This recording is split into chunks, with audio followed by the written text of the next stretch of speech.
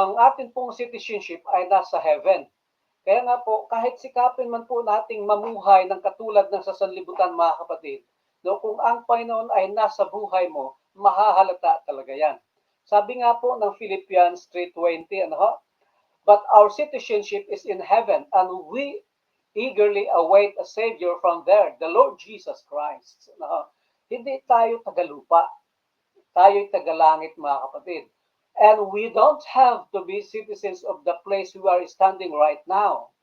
No? Kaya nga po ay anuman ang iyong kalagayan ngayon, no, diyan sa lugar na kinalalagyan mo, at anuman ang iyong karanasan, hindi po yan ang iyong determinasyon. No, we are not citizens of a sad city. No? Kaya kung tayo may nalulungkot ngayon, hindi ho yan ang ating habang buhay na kalagayan.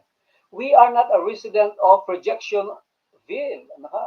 Kung nakaranas ka ng rejection, mga kapatid, iniiwasan ka ng mga tao, hindi po yan pangmatagalan, panandalian lang yan. If we are living in a troubled town, sa magalong lugar, hindi rin po yan pangmatagalan, pansamantala lang yan.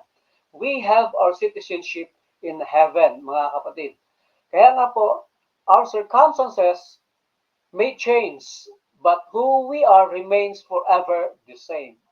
Nais ko pong ulitin, maaaring ang ating kalagayan ay magbago. Pero mga kapatid, mananatili pa rin tayo magpasawalang hanggan na tayo ay sa ating Panginoon. Our identity is eternally secure in Christ. Tayo ay mga anak ng Diyos, mga kapatid. Kaya